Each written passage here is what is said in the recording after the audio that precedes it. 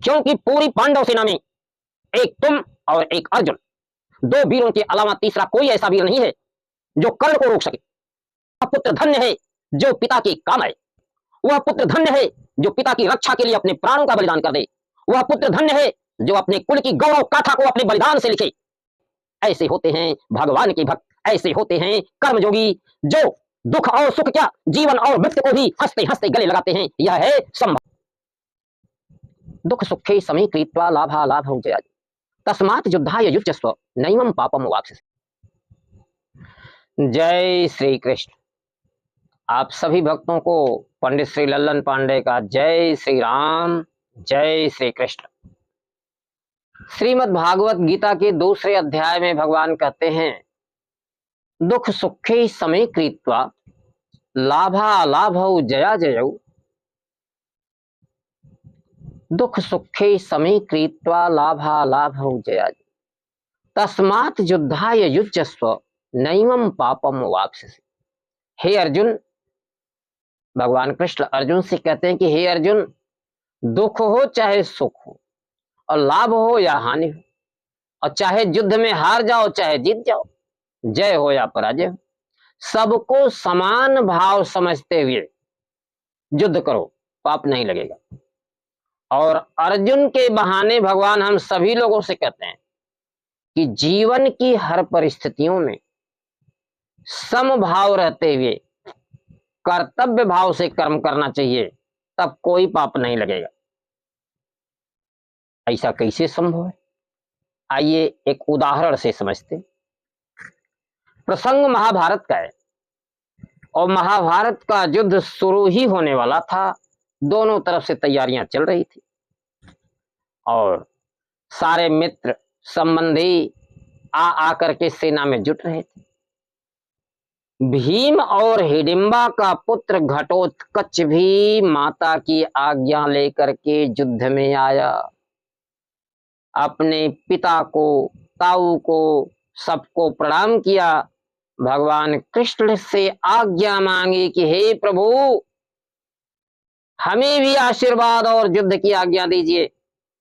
तो जानते हैं भगवान कृष्ण ने क्या कहा? सबको तो उन्होंने युद्ध की आज्ञा दे दी, पर घटोत्कच से कुछ और ही कहा। क्या कहे? भगवान कृष्ण घटोत्कच से कहते हैं, हे पुत्र, इस युद्ध में एक समय ऐसा आएगा जब केवल तुम ही इस युद्ध को संभाल सकोगे। उस समय के लिए तुम्हें अभी छिपे रहना है, क्योंकि यदि तुम अभी प्रकट हो गए, सामने आ गए, तो शत्रु को तुम्हारे बलाबल का पता चल जाएगा। इसलिए अभी तुम अदृश्य रूप से छिपे रहो, पर हर वक्त युद्ध के लिए तैयार रहना। समय आते ही मैं तुम्हें बुला लूंगा। याद रहे पुत्र, वह ऐसा समय आएगा जब तुम्हारे सिवा पांडव सेना में कोई भी ऐसा नहीं है जो इस युद्ध को संभाल सके। उस समय के लिए ईश्वर ने तुम्हें बनाया है। मेरा आशीर्वाद तुम्हारे साथ है। तुम अभी अदृश्य होकर के इंतजार करो, तुम्हारी भनक शत्रु पक्ष को लगने न पाए। ऐसा सुनते ही घटोत्कच बहुत ही प्रसन्न हुआ और वह भगवान श्री कृष्ण के चरण छू करके अदृश्य हो करके वहीं पर भगवान की आज्ञा का इंतजार करते रहा। समय बीतता रहा, युद्ध होता रहा। पितामह भीष्म मारे गए, आचार्य द्रोण मारे गए, और जिस दिन आचार्य द्रोण मारे गए उसी दिन कर्ण सेनापति बना। यानी शाम को ही सेनापति का चयन हो जाता था, तभी तो अगले दिन के लिए वह रातों रात युद्ध की रणनीति बनाएगा। तो जब पितामह भीष्म का देहावसान हुआ, देहावसान नहीं हुआ, शरशैया पर पड़े, और बहुत समय तक पितामह भीष्म शरशैया पर पड़े रहे, क्योंकि उन्हें तो इच्छा मृत्यु का वरदान था। जब सूर्य उत्तरायण हुए तब उन्होंने अपनी शरीर छोड़ी। यह प्रसंग बाद में आता है, ईश्वर चाहेंगे तो कभी कहेंगे। आज हम इस प्रसंग पर लौटते हैं। तो जिस दिन पितामह भीष्म का देहाव शरशैया पर पड़े, उसी दिन शाम को द्रोणाचार्य का वरण हो गया और अगले दिन के लिए उन्होंने युद्ध की रणनीति बनाई। और जिस दिन द्रोणाचार्य का अंत हुआ उस दिन कर्ण का सेनापति के रूप में वर्ण हो गया। अब अगले दिन कर्ण को सेनापति के रूप में आना था। अब भगवान कृष्ण घटोत्कच को अकेले में बुलाए। यह मंत्रणा सिर्फ भगवान कृष्ण और घटोत्कच के बीच में हुई, तीसरा कोई नहीं जानता था। भगवान कृष्ण ने घटोत्कच से कहा, हे पुत्र, अब तक मैं तुम्हारे चाचा अर्जुन को कर्ण के सामने युद्ध में नहीं आने देता था। किसी न किसी बहाने कर्ण को दूसरी तरफ उलझाता था और अर्जुन को दूसरी तरफ निकाल ले जाता था। जानते हो क्यों? इसलिए कि कर्ण के पास एक अमोघ शस्त्र है और उसको उसने वर्षों से अर्जुन के लिए ही बचा करके रखा है। चाहे कितना हो भयंकर युद्ध हो, वह उस शस्त्र का संधान नहीं करता।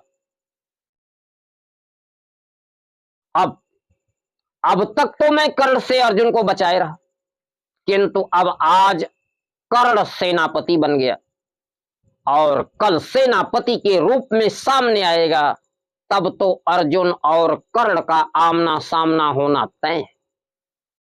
क्यों? क्योंकि पूरी पांडव सेना में एक तुम और एक अर्जुन, दो वीरों के अलावा तीसरा कोई ऐसा वीर नहीं है जो कर्ण को रोक सके। इसलिए पुत्र, आज तुम्हारी जरूरत आ पड़ी है।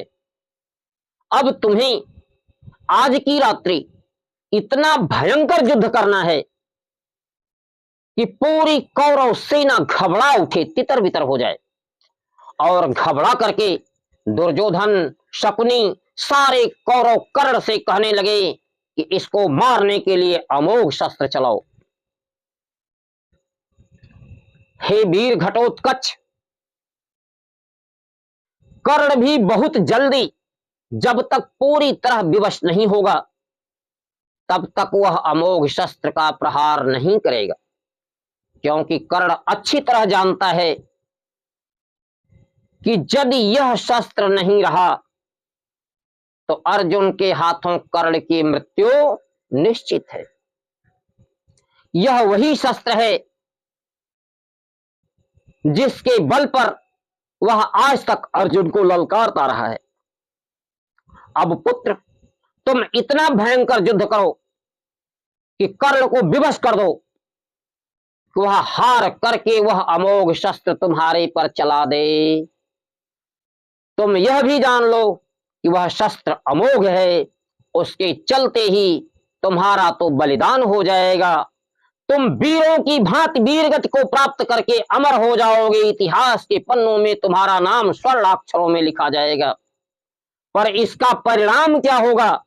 इसका परिणाम यह होगा कि तुम्हारे चाचा अर्जुन बच जाएंगे और तब कर्ण और अर्जुन का घमासान युद्ध होगा। अर्जुन के हाथों कर्ण मारे जाएगा और पांडवों की विजय सुनिश्चित हो जाएगी। अब मेरे पुत्र, पांडव सेना की विजय का इतिहास तुम्हें लिखना है। आज का कर्तव्य तुम्हें पुकार रहा है। बोलो, क्या कहते हो? घटोत्कच ने प्रसन्न मन से भगवान श्री कृष्ण के चरणों में अपने सिर झुका दिए। अब घटोत्कच हाथ जोड़कर कहता है, हे भगवान, वह पुत्र धन्य है जो पिता के काम आए। वह पुत्र धन्य है जो पिता की रक्षा के लिए अपने प्राणों का बलिदान कर दे। वह पुत्र धन्य है जो अपने कुल की गौरव गाथा को अपने बलिदान से लिखे। आज परमेश्वर ने मुझे यह सौभाग्य दिया है। मैं शपथ लेता हूं, इतना घमासान युद्ध करूंगा कि पूरी की पूरी कौरव सेना त्राहि त्राहि कर उठेगी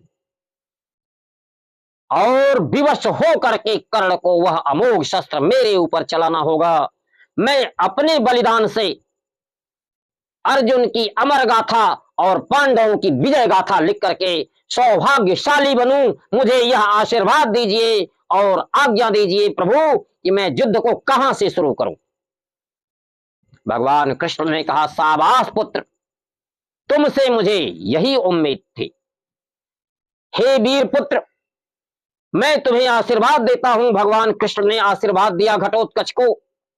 हे वीर पुत्र, मैं तुम्हें आशीर्वाद देता हूं कि केवल और केवल कर्ण के उस अमोघ शस्त्र के अतिरिक्त कोई भी शस्त्र तुम्हारा बाल भी बांका नहीं कर सकता, कोई भी वीर तुम्हारा मार्ग नहीं रोक सकता। तुम सबको परास्त करते हुए आगे बढ़ो और हे पुत्र, तुम का महाकाल की भांति तूफान बन करके कौरव सेना पर इस भांति टूट पड़ो कि जब तक कर्ण तुम्हें अमोघ शस्त्र चलाए तब तक कौरव सेना का अधिक से अधिक संहार कर दो, ताकि कल का युद्ध आसान हो जाए। घटोत्कच ने भगवान श्री कृष्ण को प्रणाम किया और हंसते हंसते मरने के लिए कर्तव्य पथ पर चल पड़ा। मेरे साथियों, सिर्फ मरने के लिए नहीं गया, मरने से पहले मारने के लिए गया। दो उद्देश्य थे कि जब तक कर्ण विवश न हो तब तक कौरव सेना का अधिक से अधिक संहार कर दूं, ताकि कल मेरे पांडव पक्ष के वीरों के लिए युद्ध आसान हो जाए। और इतना संहार कर दूं कि विवश होकर के कर्ण वह अमोघ शस्त्र मेरे ऊपर चला दे, ताकि मेरे चाचा अर्जुन बच जाएं, कर्ण की मृत्यु सुनिश्चित हो जाए और पांडवों की विजय गाथा लिख जाए। इस तरह से कर्तव्य पथ पर हंसते हंसते मृत्यु का आलिंगन करने के लिए घटोत्कच बढ़ गया। ऐसे होते हैं भगवान के भक्त, ऐसे होते हैं कर्मयोगी, जो दुख और सुख क्या, जीवन और मृत्यु को भी हंसते हंसते गले लगाते हैं। यह है संभाव। जय श्री